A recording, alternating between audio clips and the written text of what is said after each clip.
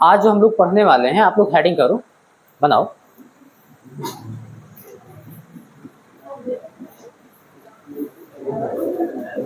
Electric energy. बेटा ये आप 10th में पढ़ चुके हो। इसको हम लोग बोलते हैं वैद्युत ऊर्जा। हेडिंग बनाओ, वैद्युत ऊर्जा। चलो इधर देखो, इसको हम लोग थोड़ा सा समझ लेते हैं। आप सभी ने देखा होगा, जब भी हम किसी सर्किट में धारा प्रवाहित कराते हैं तो सर्किट हीट हो जाता है, गर्म हो जाता है। बात समझ में आ रही है? तो जब हम विद्युत धारा प्रवाहित करते हैं, यानी बैटरी द्वारा ऊर्जा लेते हैं, बात समझ में आ रही है, तो वो ऊर्जा जो होती है वो सर्किट में उष्मा के रूप में उत्पन्न होती है। किसके रूप में? उष्मा के रूप में उत्पन्न होती है। और इसी उष्मा की हम लोग गणना करने वाले हैं इसके अंदर, वैद्युत ऊर्जा के अंदर। इसको हम लोग जूल ऊष्मीय प्रभाव बोलते हैं। क्या बोलते हैं? जूल ऊष्मीय प्रभाव। इस घटना को, कि जब हम विद्युत धारा प्रवाहित करेंगे किसी चालक तार में तो ऊष्मा उत्पन्न होगी, उस घटना को हम लोग जूल ऊष्मीय प्रभाव बोलेंगे। और जो ऊष्मा उत्पन्न हुई है उसे हम लोग जूल ऊष्मा बोलते हैं। ठीक है? और इसके बहुत सारे उपयोग हैं।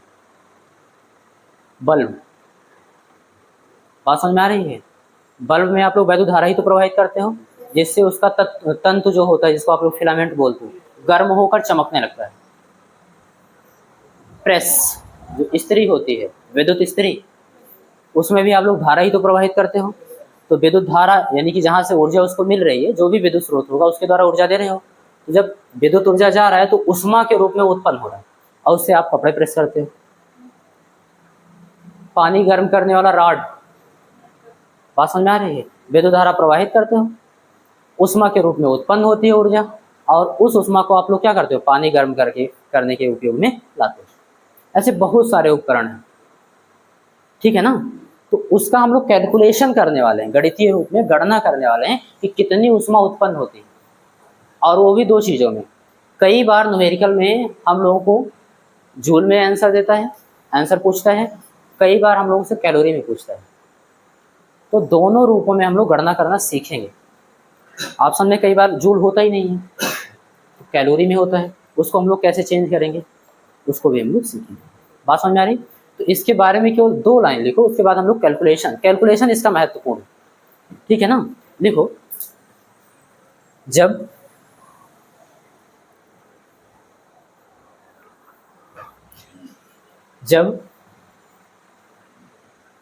किसी वैद्युत परिपथ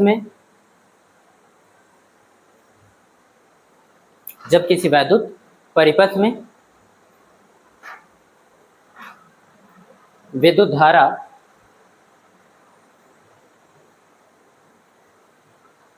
धारा प्रवाहित की जाती है,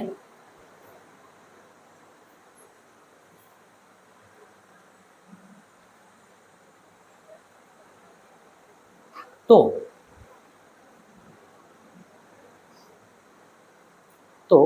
परिपथ से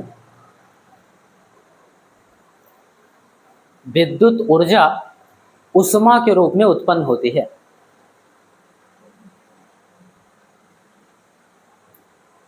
विद्युत ऊर्जा उष्मा के रूप में, उष्मा के रूप में, ठीक, कोई बात नहीं, उष्मा के रूप में उत्पन्न होती है। वैद्युत ऊर्जा ही तो उष्मा के रूप में उत्पन्न होती है। बात समझ में आ रही है? तो वैद्युत ऊर्जा का गणना करने का मतलब उष्मा का गणना करना। ठीक है? ये हम लोग कैलकुलेशन करें। कॉन्सेप्ट क्लियर हुआ? लिखना चाहो तो लिख लो, इस घटना को जूल ऊष्मीय प्रभाव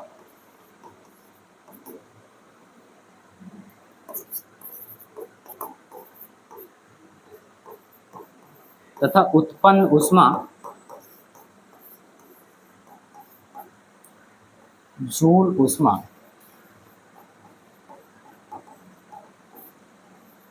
कहते हैं।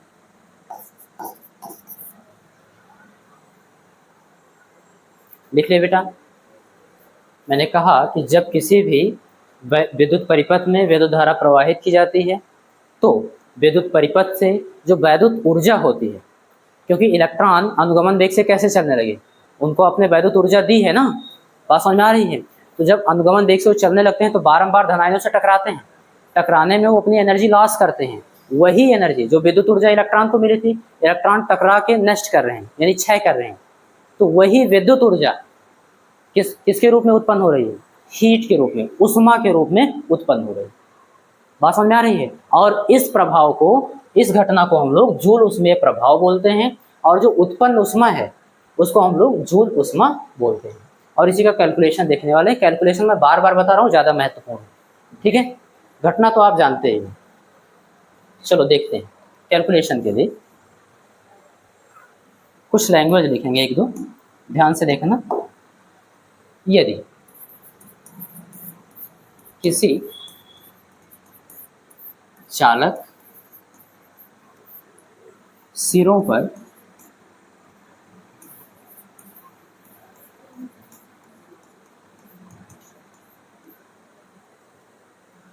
आरोपित विभवांतर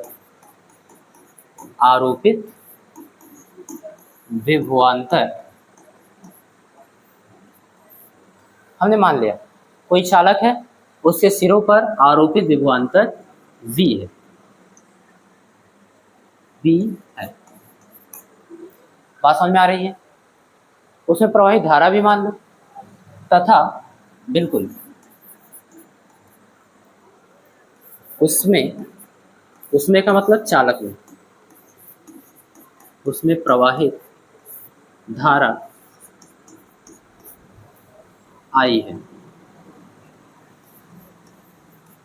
तब एक चालक तार है जिसके सिरों के बीच विभवांतर V है और उसमें प्रवाहित धारा I है। तब चालक में T सेकंड प्रवाहित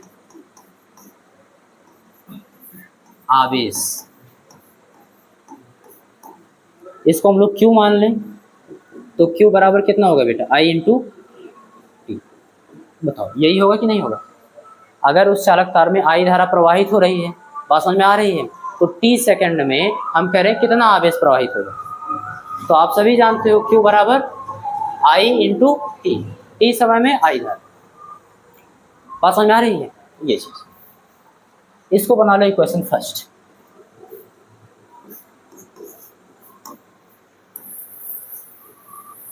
यहां तक किसी बच्चे को कोई प्रॉब्लम तो नहीं है? बताओ अभी, बोलो।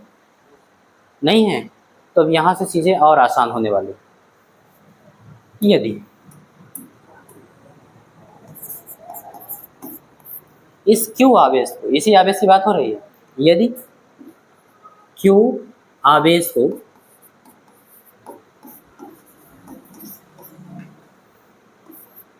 उस चालक, इसी चालक की बात हो रही है जिसके सिरों के बीच विभवांतर कितना है?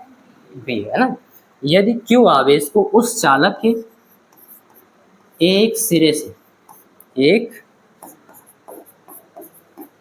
सिरे से दूसरे सिरे तक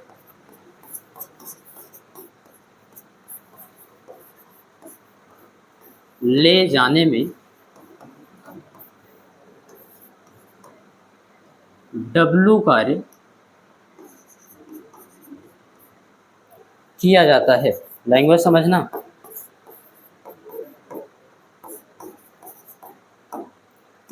चलो ध्यान देना। मैंने कहा है यदि Q आवेश को, इसकी गणना आप कर लो, यदि Q आवेश को उस चालक के एक सिरे से दूसरे सिरे तक ले जाने में W कार्य किया जाता है, तब विभवांतर की परिभाषा से, कहाँ से बेटा?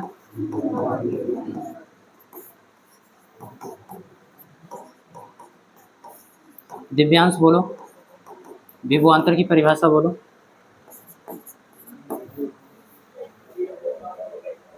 परिभाषा।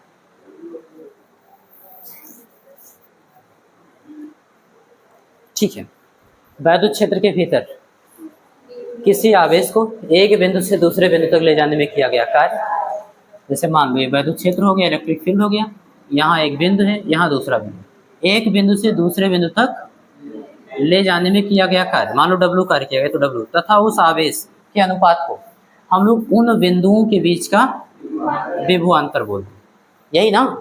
तो ध्यान देना, यहाँ पे कहा क्या गया है, क्यों आवेश को, कितने आवेश को, उस चालक के एक सिरे से दूसरे सिरे तक। आप सभी जानते हो एक चालक तार लिए थे जिनके सिरों पर बी विभवांतर अप्लाई किए थे आप, बात समझ आ रही है, इसको कहीं जोड़े होंगे ना, पॉजिटिव ये नेगेटिव, तो ये वैद्युत क्षेत्र ही तो है, धारा प्रवाहित तो मैंने कहा था वैद्युत क्षेत्र उत्पन्न होता है। तो वैद्युत क्षेत्र के भीतर आप किसी आवेश को Q को एक सिरे से दूसरे सिरे तक ले जाते हो और ले जाने में आप W कार्य करते हो, ऐसा कहा गया है। तो कार्य ले लो जितना कार्य किए हो, तथा उस आवेश को ले लो और उन दोनों का अनुपात करा लो, तो उनके बिंदुओं के बीच का विभवांतर ही तो होगा। तो बिंदुओं के बीच का विभवांतर मतलब चालक सिरों के बीच विभवांतर कितना है। तो विभवांतर की परिभाषा से W/Q बराबर V के। कोई डाउट? तो यहाँ पे हम लोग लिख सकते हैं बेटा कि अगर W कार्य किया गया है Q आवेश को ले जाने में, तो W/Q कहाँ से लिख रहे हैं, विभवांतर की परिभाषा से, और ये बराबर होगा क्या, उन दोनों बिंदुओं के बीच का विभवांतर। हम सभी जानते हैं दोनों बिंदुएं क्या है, चालक के सिरे क्या है, और चालक सिरों के बीच का विभवांतर कितना था, तो इसलिए ये B के बराबर है। कोई डाउट? अगला स्टेप, W = V × Q, इधर भाग में था इधर जाएगा, यहाँ तक बात समझ में आ रही है? ठीक है,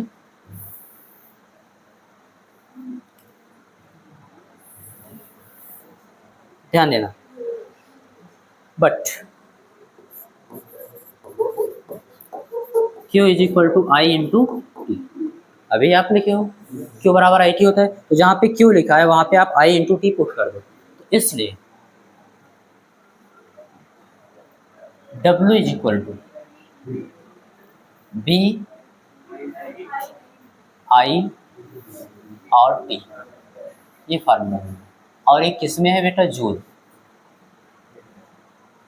ठीक है, B क्या होगा, वोल्ट में, बात समझ में आ रही है, I एम्पियर में, T सेकंड में, तो ऊर्जा का मात्रक क्या होगा, जूल, ये होगा, इतना जूल ऊष्मा उत्पन्न होगा। ठीक है बात, ओके। बट 2-3 फार्मूला बनाते हैं। हम सभी जानते हैं V = I × R, बताओ बेटा, होता है कहाँ से, नहीं, हम लोग बोलेंगे प्रतिरोध की परिभाषा से, बात समझ में आ रही है, V = I × R होता है। ठीक है, तो देखना B की जगह हम क्या पुट कर सकते हैं, I × R लिखिए। तो अगला स्टेप W = I × R और फिर I × T, तो I और I का गुणा I² R T, ये W का एक दूसरा मान, ये भी किस में आएगा बेटा, जूल में। दूसरा फार्मूला मिल गया। तीसरा देखते हैं, I को हटाते हैं, तो उसके लिए हम लोग लिखेंगे, बट यहाँ से देखना बेटा, I = V/R, ऐसा होता है ना, यहाँ पे I² है तो V²/R², यही तो होगा, तो लिखेंगे। अगला फार्मूला देखिए, W = I की जगह पे V/R करेंगे, स्क्वायर है तो स्क्वायर होगा, V²/R² इंटू R × T, इस R से इसका वर्ग कैंसिल हो जाएगा, तो यहाँ पे मिलेगा क्या, इसलिए W = V² T/R, ये भी किस में होगा बेटा, जूल। कोई डाउट नहीं? तो एक फार्मूला ऐसे करके लिख लो बढ़िया से, अतः एक साथ लिख लो सबको, W बराबर, बातचीत नहीं करो, क्या सबसे पहले मिला है BIT बराबर किसके बेटा, I² RT, और ये बराबर किसके हैं, V² / R। बात समझ में आ रही है? ये फार्मूला।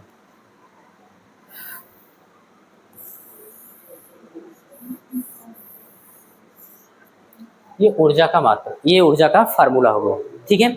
और इसका मात्रक क्या है बेटा? जूल में है सारे। ध्यान देना, आपको ये मात्रक रटने की जरूरत नहीं है, आप केवल इतना याद रखो विभवांतर की परिभाषा से W = V × Q। बात समझ में आ रही? Q = IT आप पहले से जानते हैं, यानी BIT तक आप पहुंच गए। अब उसके बाद आप न्यूमेरिकल में देखोगे कि किस टर्म में आपको दिया गया है या किस टर्म में आपसे ऊष्मा पूछी गई है, उसके हिसाब से आप चेंज कर लोगे। और चेंज करने में एक ही चीज़ काम आ रहा है, प्रतिरोध की परिभाषा, वहीं से आप चेंज करते चले जाओगे, अपने अनुसार बदल लोगे। यानी कि हमको सारी चीज़ें याद करने की जरूरत, याद भी नहीं कर सकते, कितना याद करोगे? बात समझ में आ रही है? जैसे न्यूमेरिकल होगा उस हिसाब से हम परिवर्तित कर लेंगे, 1 सेकंड 2 सेकंड लगेंगे बस। बात समझ आई? लेकिन परिवर्तित तभी कर पाओगे जब आपको कॉन्सेप्ट पता होगा। तो एक बेस आप जानो, उसके अनुसार चेंज करो। बात समझ में आ रही है? कोई डाउट नहीं? अब हम लोग इसको उसमें बदलते हैं, कैलोरी में, ठीक है। तो एक मानक देखिए, बी नो दैट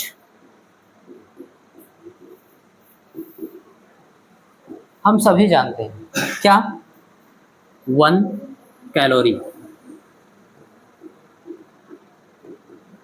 = 4.2 जूल। ये होता है बेटा, 1 कैलोरी बराबर 4.2 जूल के बराबर होता है। हमको जूल को किस में बदलना है? कैलोरी में बदलना है ना। तो आप एक काम करिए, गुणे 1 तो करवा ही सकते हो, कोई दिक्कत? तो 1 जूल रोक लीजिए, 4.2 क्या है, गुणे में इधर आएगा भाग में। यानी कि आप कह सकते हो, हाँ 1 जूल के लिए सॉल्व कर रहे हैं तो 1/4.2 कैलोरी बराबर 1 जूल। 1 जूल रोके 4.2 क्या था, गुणे में था, इधर आया भाग में। 1/4.2 कैलोरी बराबर 1 जूल। यहाँ तक बात समझ में आई? किसी बच्चे को कोई दिक्कत? तो जहाँ पे जूल लिखा है वहाँ पे 1/4.2 कैलोरी लिख दो, हो गई बात। समझ में आ रही ना? इसको हम लोग H या Q से लिखते हैं। जब हम लोग उत्पन्न ऊष्मा को कैलोरी में ज्ञात करते हैं तो उसका संकेत होता है, या तो हम लोग Q बराबर लिखते हैं या फिर H बराबर लिखते हैं। जो आप लोगों को समझ में आए वो बोल दो, लिख दो। H ज़्यादा बढ़िया रहेगा, क्योंकि कई जगह पे कैपिटल Q को आवेश हम लोग मानते हैं तो दिक्कत ना हो जाए। बात समझ में आ रही है? तो इसलिए संकेत से कोई फर्क नहीं पड़ता, हमको कॉन्सेप्ट से मतलब होना चाहिए, ठीक है ना। तो लिखेंगे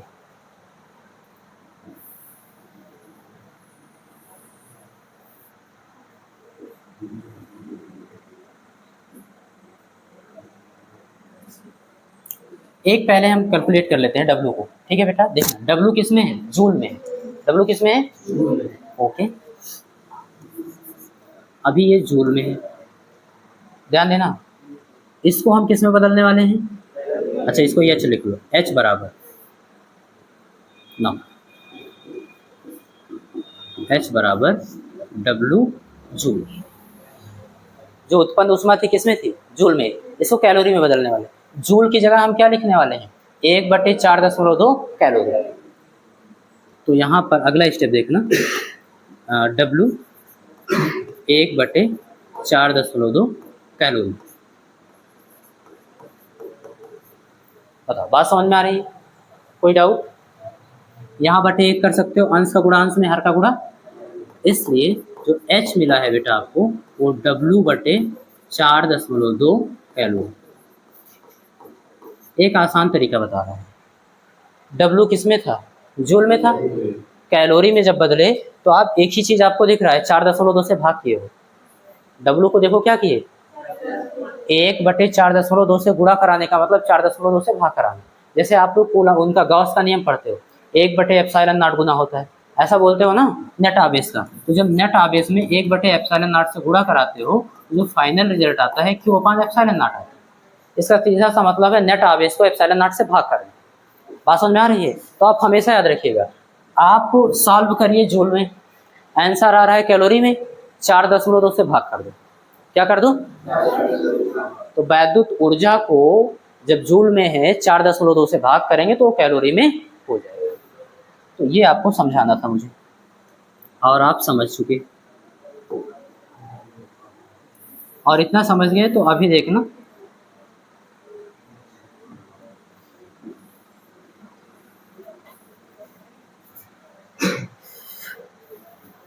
ये वाला फार्मूला यही लिख दे रहा हूँ सब एक साथ, है ना। देखो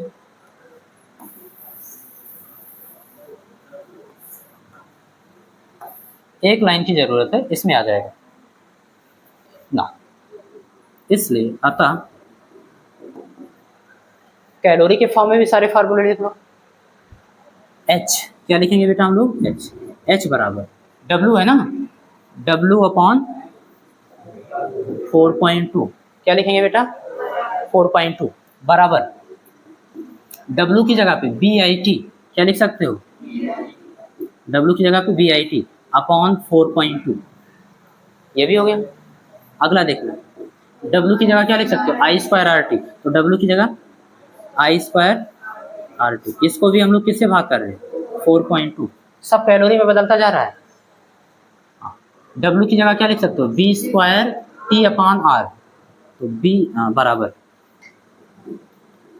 B square T upon R, यही तो है। इसको भी जब 4.2 से भाग करोगे तो आर में आके गुणा हो जाएगा, यानी कि 4.2 इंटू आर। ठीक है, ये हो गया यहाँ तक ना? ठीक है, और ये पूरा का पूरा है किसमें? तो कैलोरी।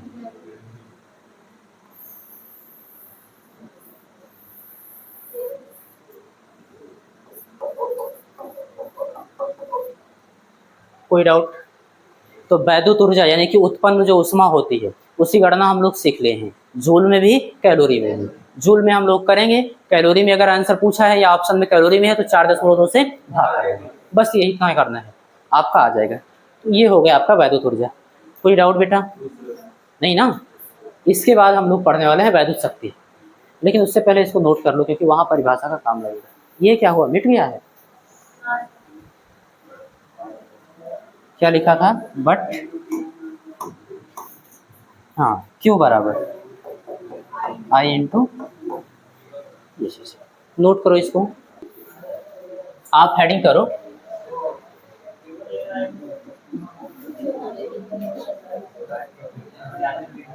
इलेक्ट्रिक पावर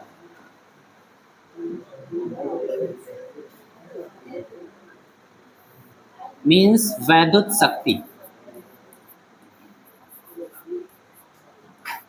वैद्युत शक्ति। हेडिंग बनाओ बेटा, लिखो। क्या लाइन दी है, लिखो।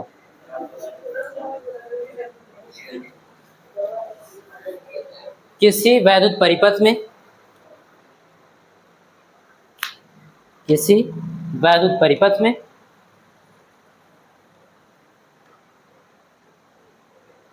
किसी वैद्युत परिपथ में ऊर्जा के, कौन से ऊर्जा? वैद्युत ऊर्जा, ऐसे लिख लो, विद्युत ऊर्जा के व्यय होने की दर को, है क्या? व्यय, व्यय का मतलब बेटा क्षय, बात समझ में आ रही है? क्षय का मतलब बेटा नष्ट, बात समझ में आ रही है? यही से तो आप लिखो किसी वैद्युत परिपथ में विद्युत ऊर्जा के क्षय होने की दर या फिर व्यय होने की दर, जो भी मन करे लिख लो। लिख लिए? लिख लिए ना? व्यय होने की दर को विद्युत शक्ति कहते हैं, विद्युत शक्ति कहते हैं।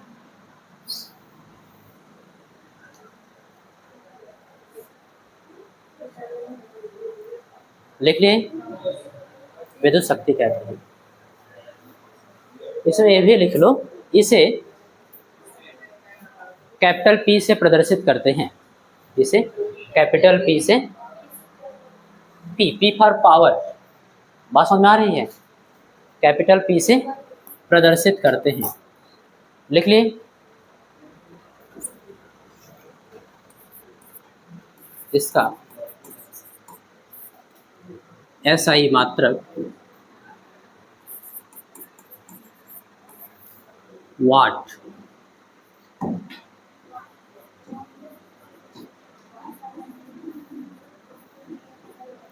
होता है। इसका जो एसआई मात्रक होता है बेटा वाट होता है। और वैद्युत ऊर्जा की एसआई मात्रक जूल। बात समझ में आ रही है? वैद्युत ऊर्जा की एसआई मात्रक जूल, उसको हम लोग डब्ल्यू से लिखते थे। Concept clear? और जब हम लोग कैलोरी में निकालते थे तो एच से लिखते थे। एच बराबर होता क्या था? क्या बात है, ये कैलोरी में हो जाता था। ठीक,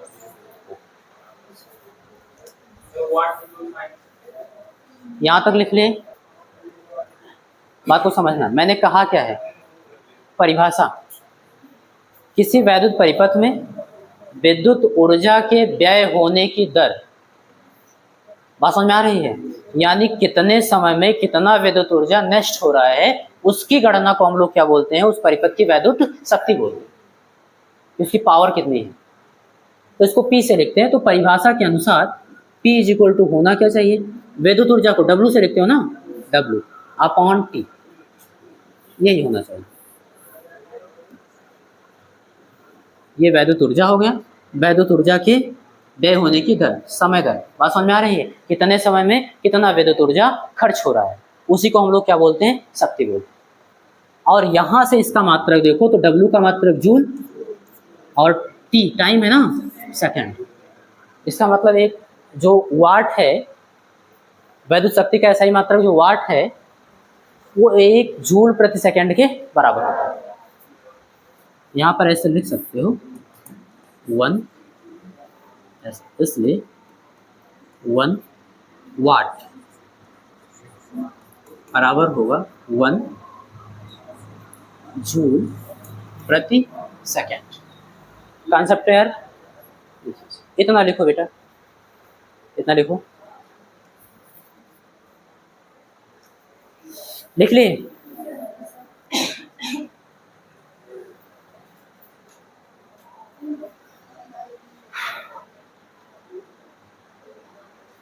ध्यान देना, विद्युत ऊर्जा के आप 3 फार्मूला निकाले हो। बात समझ में आ रही है? अगर हम वो फार्मूला यहाँ पे पुट करें तो हमको शक्ति के भी 3 फार्मूले मिल जाएंगे। एक तो ये मेन फार्मूला हो ही गया, यहां से देखना, but W is equal to VIT ये होता है। तो यहाँ पर पुट करेंगे तो या फिर P is equal to W की जगह पे VIT अपॉन T। T से T क्या होगा? तो P बराबर क्या होगा बेटा? VI। एक फार्मूला ये हो गया।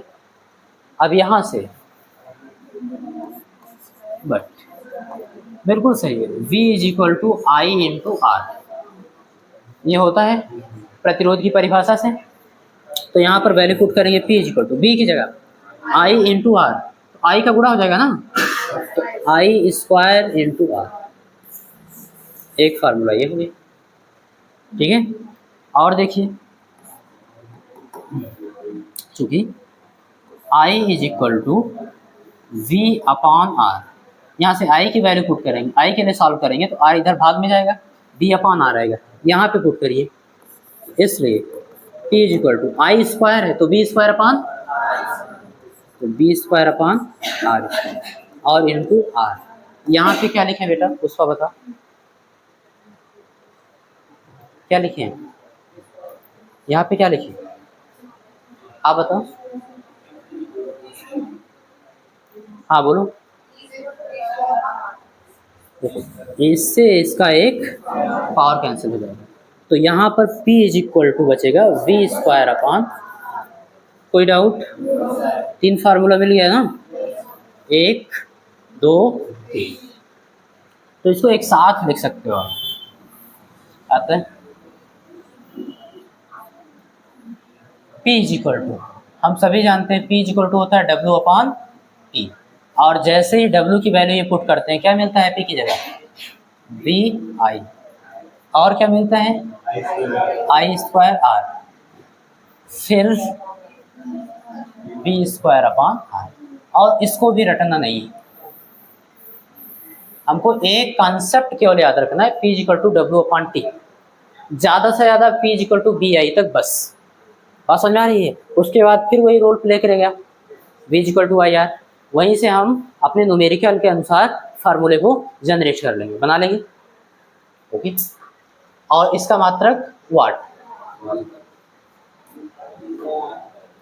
Concept clear?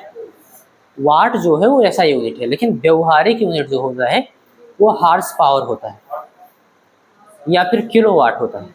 जैसे आप देखते होंगे जितनी भी मशीन बनती होगी, जैसे आपके घर में मोटर लगा होगा तो पापा कई बार बोलते होंगे 1 हार्स पावर है, हाफ हार्स पावर है, ऐसा बोलते होंगे, है ना? हालांकि गांव में हाथ पावर बोलते हैं, उसकी बात अलग है ना? कहते हैं जो पंपिंग सेट होता था 8 हाथ पावर है, उसका मतलब आपको समझना है 8 हार्स पावर है। चल, तो P का व्यवहारिक यानी कि प्रैक्टिकली मात्रक, ये जानना जरूरी है बेटा, है ना? व्यवहारिक मात्रक का भी कैलकुलेशन हम लोग को करना पड़ता है, तो देख लेते हैं। जैसे पहले मात्रक की बात करें तो एक इसका मात्रक होता है किलोवाट, लिख लो, क्या लिख लो?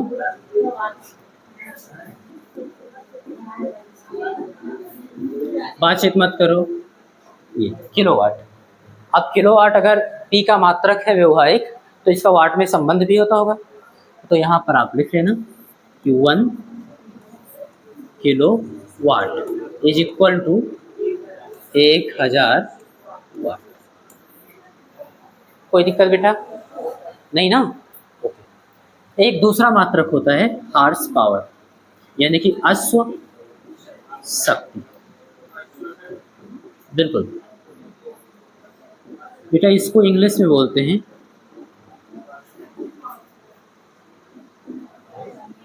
Horse power. बात समझ में आ रही है? तो अगर ये इसका व्यवहारिक मात्रक है तो इसका रिलेशन होता होगा वाट में, क्योंकि वाट तो क्या है, ये सही यूनिट है ना, उसी से सारे मात्रक बने। तो एक मानक माना गया कि 1 हार्स पावर HP। बात समझ में आ रही है? कितना होगा? 746 वाट।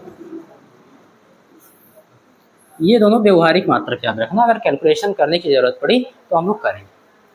यहाँ तक बात समझ में आ रही है? इसको नोट करो फटाफट। चलो बेटा ध्यान दो, अब हम लोग जैसे वैद्युत ऊर्जा पढ़े, वैद्युत ऊर्जा का SI यूनिट पढ़े जूल। बात समझ में आ रही है? यहाँ पे आप वैद्युत शक्ति पढ़े, वैद्युत शक्ति का SI मात्रक पढ़े वाट, फिर व्यवहारिक मात्रक भी पढ़ रहे हो। बात समझ में आ रही? ऐसे हम लोग वैद्युत ऊर्जा का भी व्यवहारिक मात्रक पढ़ेंगे, क्योंकि उसका कैलकुलेशन हमको करना होता है। जैसे जब बहुत बड़े पैमाने पे कहीं पे वैद्युत ऊर्जा की खपत होती है तो हमको बड़े मात्रक की जरूरत होती है।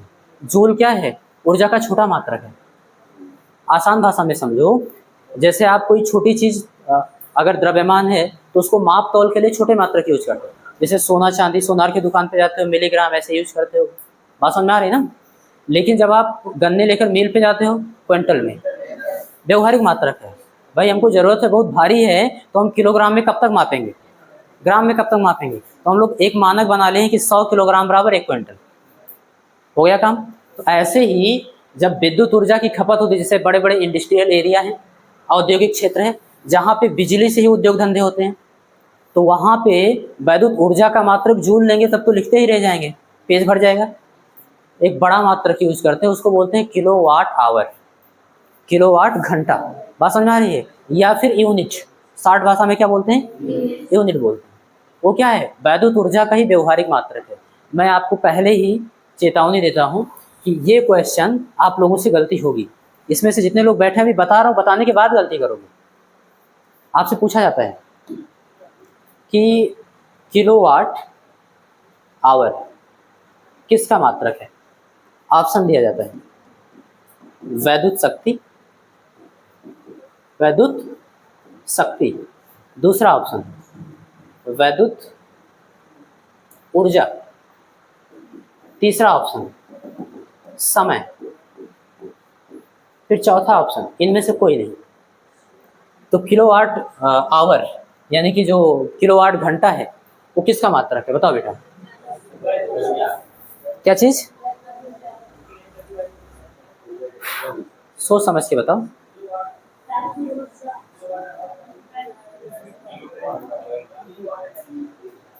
वाट ज्यादा नजर आ रहा है ना, है ना, समय हो सकता है, घंटा है। चलो ये कंफ्यूजन का विषय है ही नहीं, मैं आपको समझा रहा हूँ बढ़िया से, लेकिन आप लोग कंफ्यूज हो जाते हो। मैंने अभी बता दिया कि वैद्युत ऊर्जा का व्यवहारिक मात्रक है, इसलिए कुछ लोग बता पा रहे हो, नहीं तो गलती करते आप लोग सबसे पहले वैद्युत शक्ति पे लगाते। ज्यादातर लोग ये इसी पे लगाते क्योंकि वाट देखते हैं, हिंदी में लिखा होता है वाट, विद्युत शक्ति का मात्रक, लेकिन पीछे घंटा भी तो देखो। बस में घंटा को छोड़ दे रहे हो, घंटा यहाँ काम आता है ना। तो घंटा क्या है, टाइम, क्या है बेटा, टाइम हो गया। और किलोवाट क्या है, पावर। तो P इंटू टी, यहाँ से देखो अगर T को हम इधर भेज दें गुणे में P के, तो P इंटू टी किसके बराबर है, W क्या है, वैद्युत ऊर्जा, वैद्युत ऊर्जा का मात्रक। हेडिंग बनाओ, इसको स्पेशली हम लोग पढ़ने वाले हैं।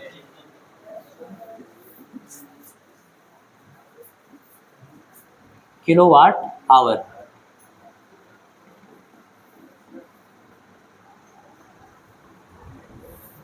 मीन्स किलो वाट घंटा, ये आप हेडिंग बनाओ बेटा, किलोवाट घंटा। कर लिए। चलो एक लाइन में इसके बारे में कुछ लिख लेते हैं। लिखो बेटा, यह वैद्युत ऊर्जा का व्यवहारिक मात्रक है। लिखो, यह वैद्युत ऊर्जा का व्यवहारिक मात्रक है।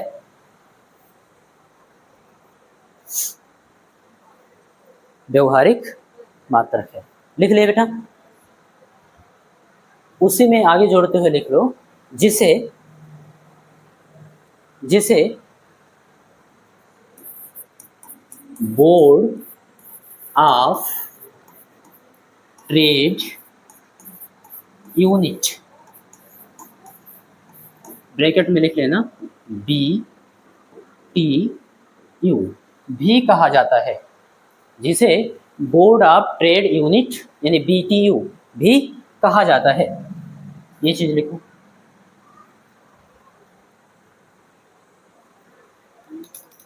लिख ले, ध्यान रखना बेटा, जो किलोवाट घंटा है वो विद्युत ऊर्जा का व्यवहारिक मात्रक है। तो जहाँ पे विद्युत ऊर्जा का मात्रक है वहाँ अंडरलाइन कर लेना, हाईलाइट कर लेना। दूसरी चीज, इसको एक अलग नाम से भी हम लोग जानते हैं, क्या बोलते हैं, बोर्ड ऑफ ट्रेड यूनिट। बात समझ में आ रही है, शॉर्ट में BTU। लेकिन आम लोग आम बोलचाल की भाषा में इतना लंबा नाम नहीं लेते हैं, शॉर्ट में उसे केवल यूनिट बोलते हैं। क्या बोलते हैं, तो आप ऐसे लिख लो इसी के आगे कि इसे साधारण बोलचाल में, इसे साधारण बोलचाल में केवल यूनिट, क्या चीज बेटा, केवल यूनिट कहते हैं। कॉन्सेप्ट क्लियर हुआ। तो आप इतना जान गए कि जो किलोवाट घंटा है वो वैद्युत ऊर्जा का व्यवहारिक मात्रक है, इसे हम लोग BTU यानी बोर्ड ऑफ ट्रेड यूनिट कहते हैं, और साधारण बोलचाल की भाषा में इसे केवल यूनिट कहते हैं। बात समझ में आई। अब हम लोग परिभाषित करेंगे कि 1 किलोवाट घंटा है क्या। बात समझ में आ रही, ये तो हम जान गए कि वैद्युत ऊर्जा का मात्रक है। जैसे 1 इलेक्ट्रॉन वोल्ट हम लोग पढ़े थे ना, इलेक्ट्रॉन वोल्ट हम लोग जानते हैं वैद्युत ऊर्जा का छोटा मात्रक है जो परमाणु भौतिकी में यूज होता है। लेकिन 1 इलेक्ट्रॉन वोल्ट कहते किसे हैं, उसकी परिभाषा क्या होती है, प्रत्येक मात्रक की परिभाषा होती है, मानक होता है ना, तो सुस्पष्ट परिभाषा होता है। वहां पर हम लोग पढ़े थे 1 इलेक्ट्रॉन वोल्ट की परिभाषा, तो यहाँ पर 1 किलोवाट आवर क्या होता है उसकी परिभाषा पढ़े। ठीक है, तो आप नए लाइन से लिखो बेटा, 1 किलोवाट आवर। देखो 1 किलोवाट आवर यानी 1 किलोवाट घंटा वैद्युत ऊर्जा की वह मात्रा है, वैद्युत ऊर्जा की वह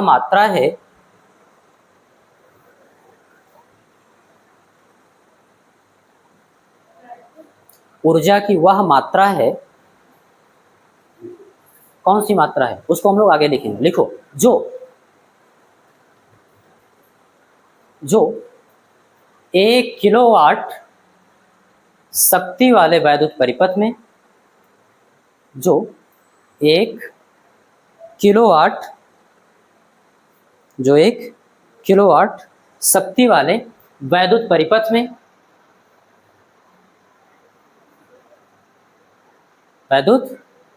में 1 घंटे में व्यय होती है, 1 घंटे में व्यय होती है, यानी कि खर्च होती है। देखो बेटा, कितना अच्छा इसका जो है परिभाषा दिया गया है, बताया गया है आपको कि 1 किलोवाट है क्या, कह दिया गया कि एक ऊर्जा की मात्रा है।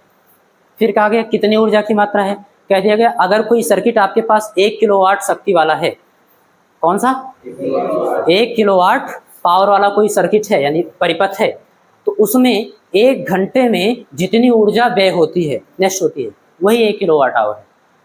बात समझ में आ रही है? या फिर 1 यूनिट है, क्योंकि आप जानते हो किलोवाट आवर को ही यूनिट बोलते हैं ना।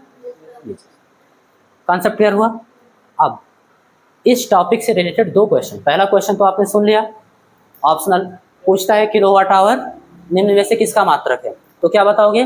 वैद्युत ऊर्जा। गलती नहीं करनी है, अगर गलती हुई पंखा एक शहीद हो जाएगा, है ना, कह सकते हो आप भी शहीद हो जाओगे। चलो, गलती की कोई गुंजाइश नहीं है, आपको मैं 10 बार बोल के समझा रहा हूँ, वैद्युत ऊर्जा का व्यवहारिक मात्रक है। दूसरा क्वेश्चन यहाँ से बनता है, अगर ये ऊर्जा का ही मात्रक है तो जूल में इसका संबंध होता होगा। एक ही राशि के 2 मात्रक हो तो उनका संबंध होता है आपस में। जैसे आप यहाँ पढ़ें कि भैया ये अश्व शक्ति हार्स पावर जो है वो व्यवहारिक मात्रक है शक्ति का, तो वाट में देखो जो ऐसा ही मात्रक है उसमें संबंध है, वहीं से तो मानोगे। तो ऐसे ही इसका भी है कि कितने जूल के बराबर होता है, ये क्वेश्चन बहुत पॉपुलर है इसका। 1 किलोवाट आवर कितने जूल के बराबर होता है? शायद मुझे लगता है, अगर मैं गलत नहीं हूँ तो इस बार पेपर में आया था 12th के, और लगभग आता है 10th में भी आता है। बात समझ आ रही है? आसान बात है, इसको हम लोग निकालना भी सीख लेते हैं। कई बार पूछता है कि प्राप्त कीजिए 2 नंबर में, 1 नंबर में, अति लघु उत्तर ही में दे देता है कि 1 किलोवाट आवर का मान जूल में प्राप्त कीजिए। बहुत ही आसान है, इसकी परिभाषा में छिपा है, लिखेंगे ही है यहाँ परिभाषा जो बोले हो, कहो 1 किलोवाट वह वैद्युत ऊर्जा की वह मात्रा है। 1 किलोवाट आवर वैद्युत ऊर्जा की वह, 1 किलोवाट है क्या, 1 किलोवाट आवर है क्या, वैद्युत ऊर्जा ही तो हुआ। उसको किससे लिखते हो? W से।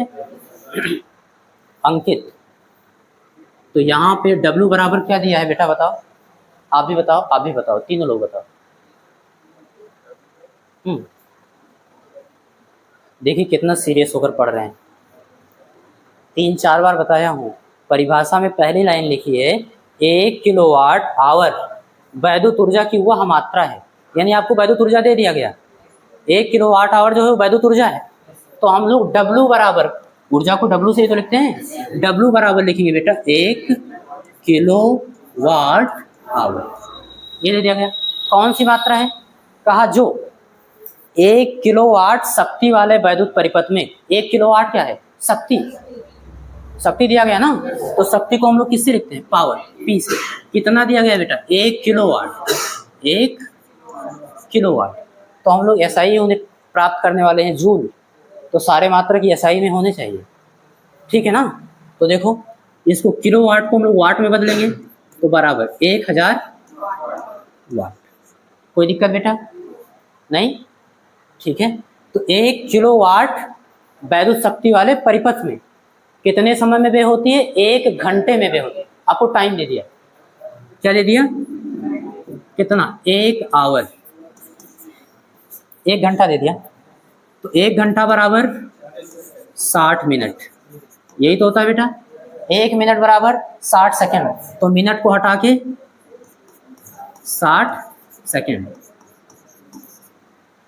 हो गया ना। SI यूनिट, समय का मात्रक सेकेंड, शक्ति का मात्रक वाट। तो अब जो मात्रक आएगा 1 किलोवाट का, वो जूल में आएगा। बात समझ में आ रही है? चलो अब निकालते हैं। वी नो दैट, हम सभी जानते हैं बेटा P is equal to W by T. हमको ज्ञात क्या करना है? किलोवाट आवर, यानी कि ऊर्जा W। तो अगर इस इक्वेशन को हम W के लिए सॉल्व करें तो W is equal to P into T, इधर जाएगा गुणा होगा ना। इसको सॉल्व कर लेते हैं। दिख रहा है? ओके, अगला स्टेप W बराबर, अच्छा W की भी वैल्यू पुट करो भैया।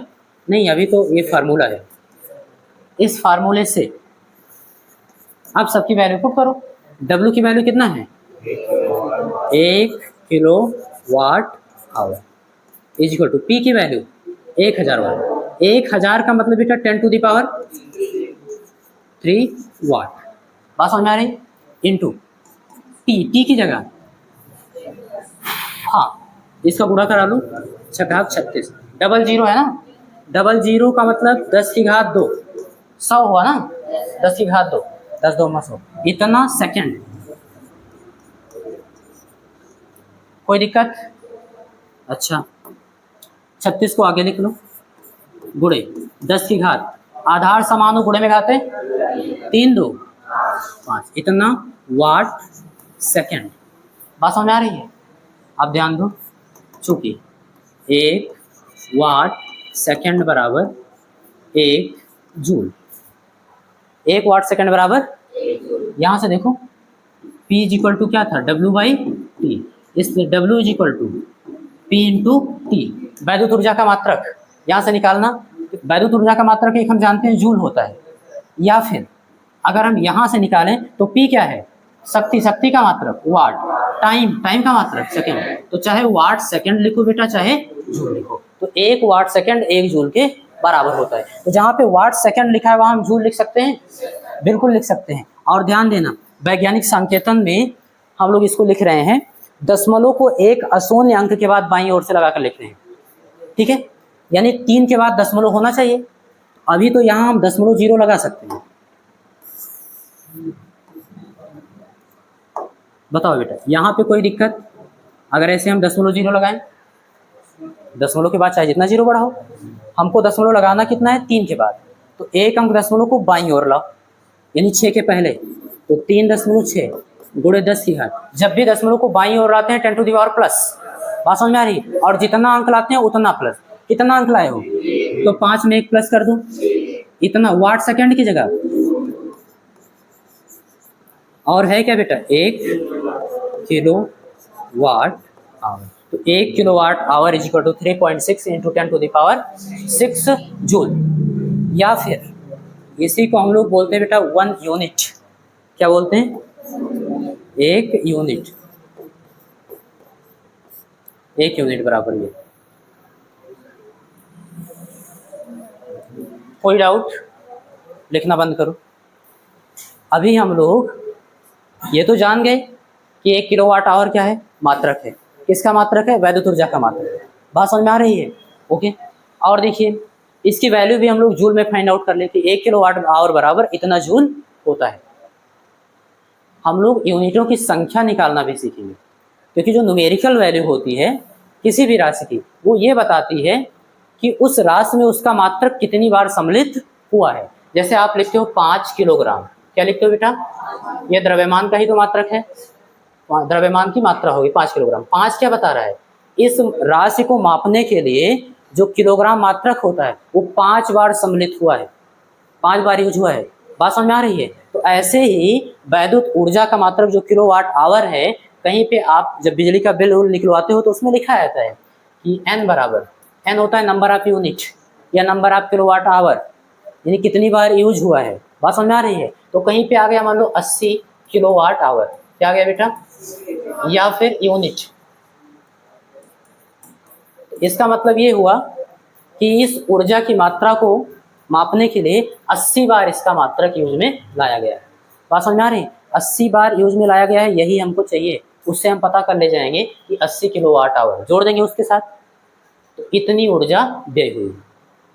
यानी यूनिटों की संख्या कुल मिला के निकालना हमको सीखना है। वो 10th में आप सीख चुके हो। दोबारा केवल फार्मूला देख लो बस, कैसे निकालते हैं।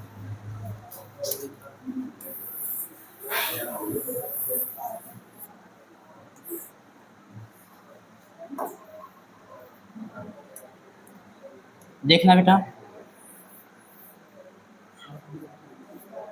यूनिटों की संख्या n बराबर याद रखना वाट, W का मतलब वाट। देखना बेटा, यहाँ मात्रक मैं लिख रहा हूँ, ठीक है, ये मत समझना W का मतलब ऊर्जा, अभी मैं लिख भी दूंगा बगल में। वाट गुणे आवर गुणे डे यानी कि दिन गुणे उपकरणों की संख्या बटे 1000। मैं सब कुछ लिख रहा हूँ हियर। n क्या है बेटा, तो n है number of unit, number of यानी कि यूनिटों की संख्या, और W क्या है, वाट, H क्या है, आवर यानी कि घंटा, D क्या है, दिन, और N क्या है, नंबर ऑफ इंस्ट्रूमेंट यानी उपकरणों की संख्या। इतना किलोवाट हम लोग इतना किलोवाट आवर इससे हम लोग निकाल सकते हैं, किसी का भी गणना कर सकते हैं कि कितना यूनिट बिजली खर्च हुई किसी उपकरण। अब इसमें जो जो नहीं रहेगा न्यूमेरिकल में उसको हटाते चलना। जैसे मान लो दिन नहीं दिया है, केवल आपको दिया है कि इतने घंटे चल रहा है। एग्जाम्पल के लिए एक फैन है आपके पास, ये वाला 52 वाट का होता है, अप्रॉक्सीमेट 50 वाट वाले में कितना ले दो, 50 वाट। ये पी दे दिया आपको, 50 वाट का 2 फैन है ना, कितना है, 2 फैन है। इसका मतलब उपकरणों की संख्या कितनी हुई, 2। और मान लो ये 3 घंटे चलता है, 6 से 7, 7 से 8, 8 से 9 ऐसा चलता है ना। हाँ, तो ये आवर कितना दे दिया। कोई पूछ रहा है कि एक महीने में कितनी बिजली खर्च हुई, एक महीने का मतलब अप्रॉक्सीमेट 30 दिन, तो डे का मान कितना हो गया, 30, इतना हो गया। अब आपसे पूछ रहा है कितनी यूनिट बिजली खर्च होती है, तो यहाँ पे हम लोग कैलकुलेट कर देंगे। n बराबर यूनिटों की संख्या ये हुई ना, वाट गुणे घंटा 3 गुणे दिन 30 गुणे उपकरणों की संख्या 2 बटे 1000।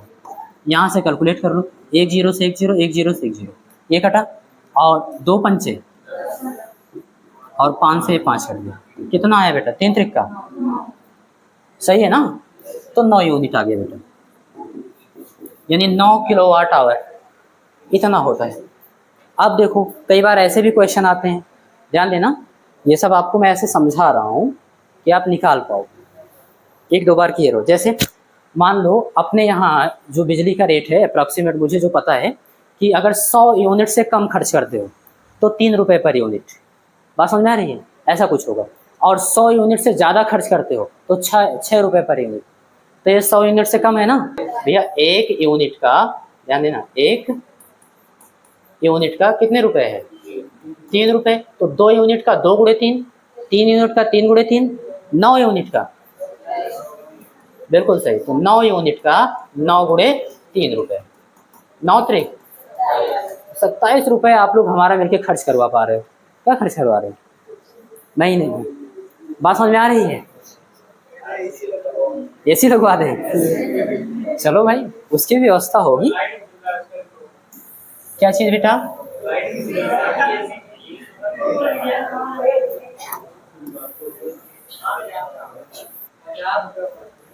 बताओ बेटा, समझ में आया कि नहीं, कोई डाउट।